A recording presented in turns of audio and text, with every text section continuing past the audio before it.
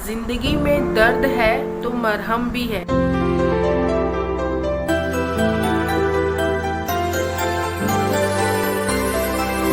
जितनी सच्चाई जिंदगी है उतनी ही सच्चाई और उतना ही कड़वा मौत। जिंदगी में दर्द है तो उस दर्द पे अगर आप दवा लगा सकते हैं तो जरूर लगाइए। ऐसी ही एक कहानी राजू की, जो 5वीं क्लास में पढ़ता था। बहुत मासूम था, लेकिन उसे पढ़ने लिखने में जरा भी इंटरेस्ट नहीं था। मैले कुचैले कपड़े पहनता था, क्लास में बैठता था, लेकिन क्लास में उसका कोई इंटरेस्ट नहीं होता था। ऐसे ही एक साल वो फेल भी हो गया, लेकिन उसके पीछे क्या कारण था, क्या वजह था, उस स्कूल में ना उसके कोई ऐसा दोस्त नहीं था जो राजू को जानने की, समझने की कोशिश करे। ना कहते हैं ना कि माँ बाप के बाद अगर कोई दूसरा गुरु होता है तो वो टीचर्स होते हैं, जो बच्चों को अच्छी शिक्षा देते हैं, अच्छा ज्ञान देते हैं, अच्छी रास्ता दिखाते हैं। किस दिशा में चलना है ये दिशा भी गुरु ही डिसाइड करते हैं। कि राजू स्टार्टिंग से ऐसा नहीं था उसके साथ, लेकिन क्या ऐसा हुआ था जिससे उसके अंदर की जो जीने की चाह थी, पढ़ने लिखने की जो इच्छा थी, वो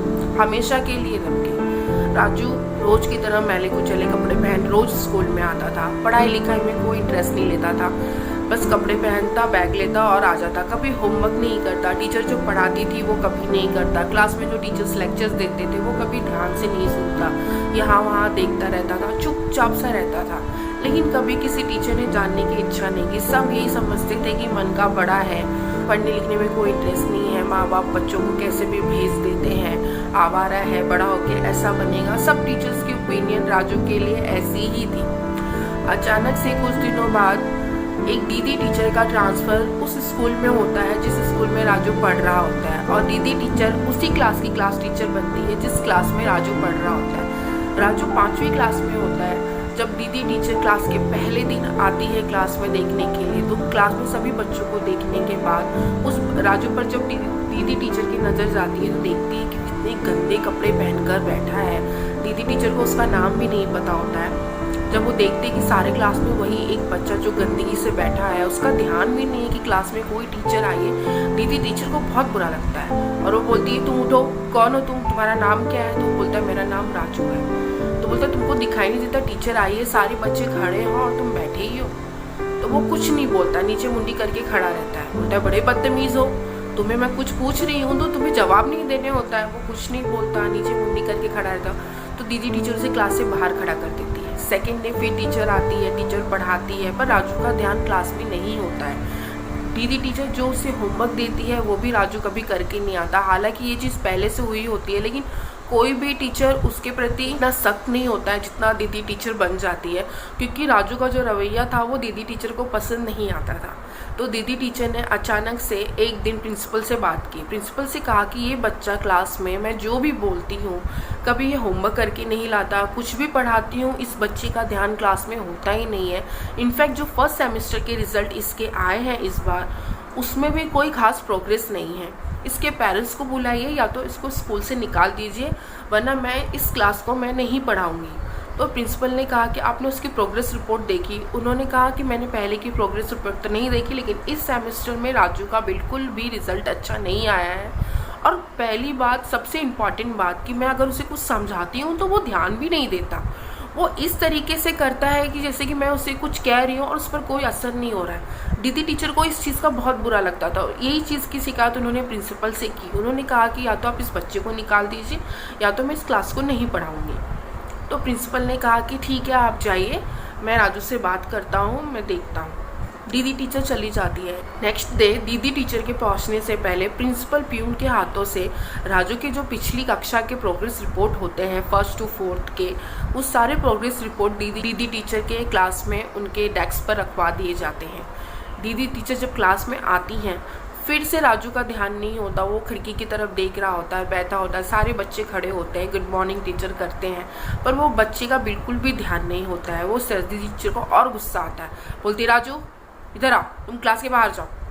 फिर से दीदी टीचर राजू को क्लास के बाहर निकालती है, बच्चों को पढ़ाती है, जब बच्चों होमवर्क करने के लिए देती हैं उसके बाद दीदी टीचर बेंच पर बैठती हैं और दीदी टीचर का ध्यान उस प्रोग्रेस रिपोर्ट पर जाता है। जब प्रोग्रेस रिपोर्ट लेती हैं और खोलती हैं, देखती हैं कि वो प्रोग्रेस रिपोर्ट राजू की होती है, तो वो पहले ही अपने मन में ये बात ले लेती हैं, हाँ ये तो इसकी रिपोर्ट है ना बहुत गंदी ही होगी, क्योंकि ये ऐसा बच्चा है जो बात नहीं मानता, वो पढ़ाई लिखाई क्या करता होगा।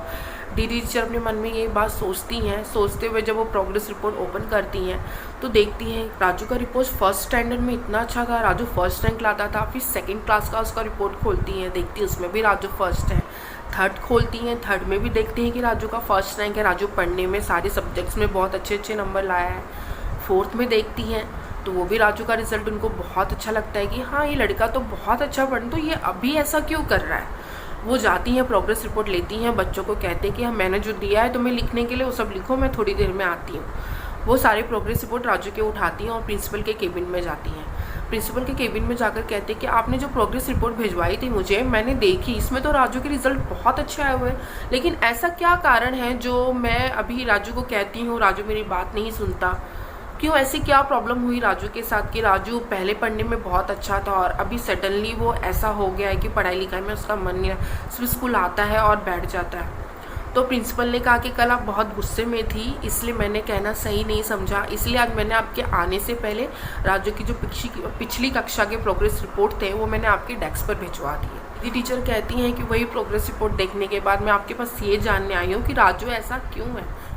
तो प्रिंसिपल बताते हैं कि राजू की माँ पिछले साल ऑफ हो गई, जिसका असर राजू पर बहुत ज़्यादा हुआ।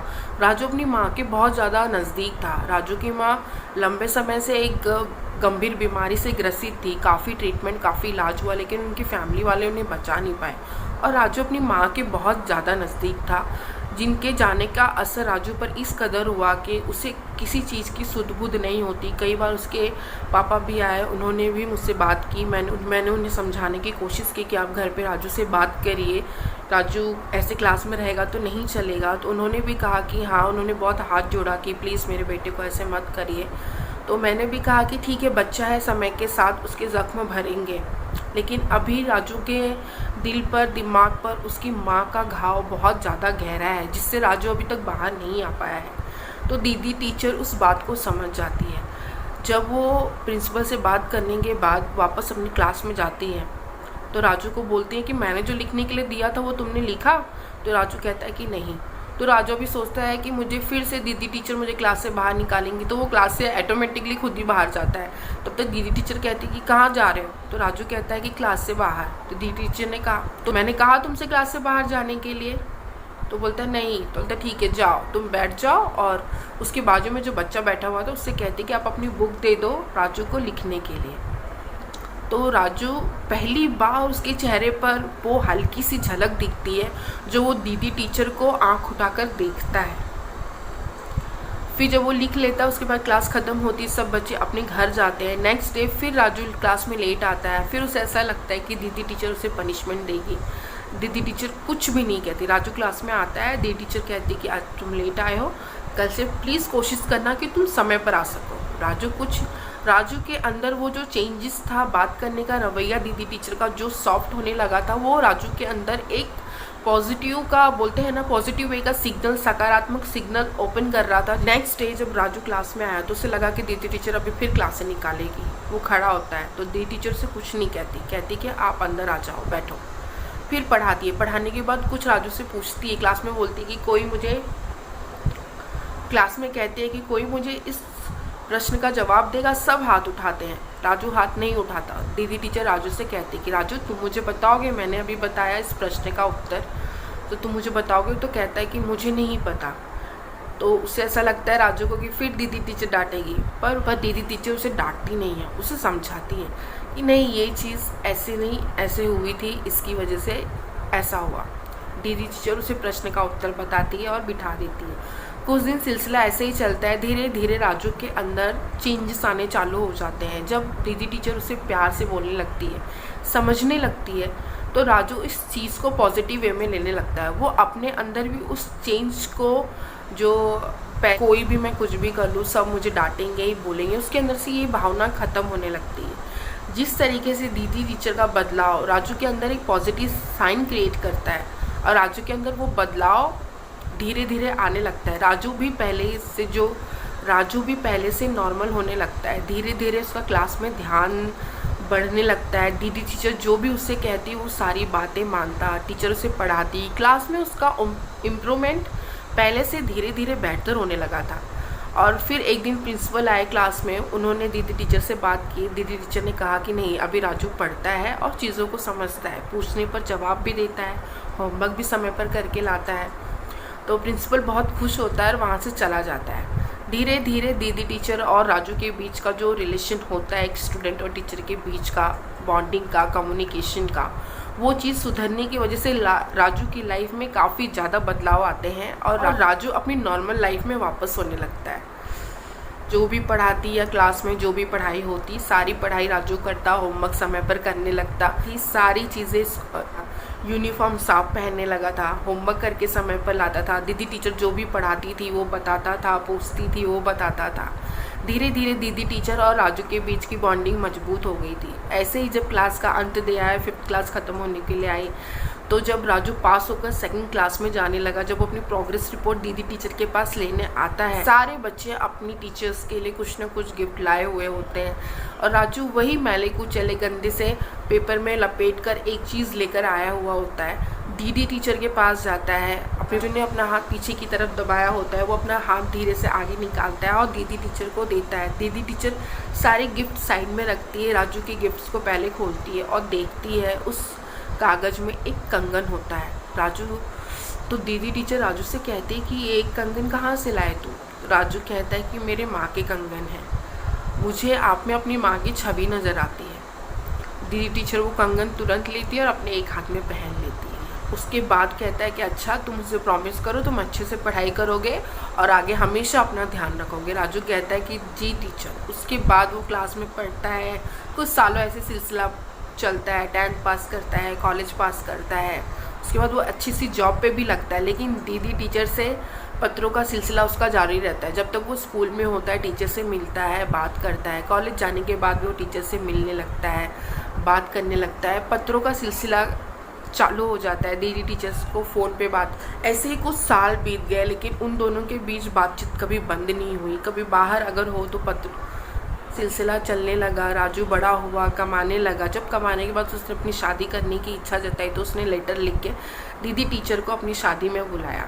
जब दीदी टीचर उसकी शादी में आई तो वो अपनी शादी में आए हुए सभी परिवार वालों से, सभी रिश्तेदारों से कहता है कि आप कहते थे ना कि मेरी माँ कहाँ है, तो ये है मेरी माँ। वो सबसे अपनी माँ कहकर दीदी टीचर को इंट्रोड्यूस करवाता है।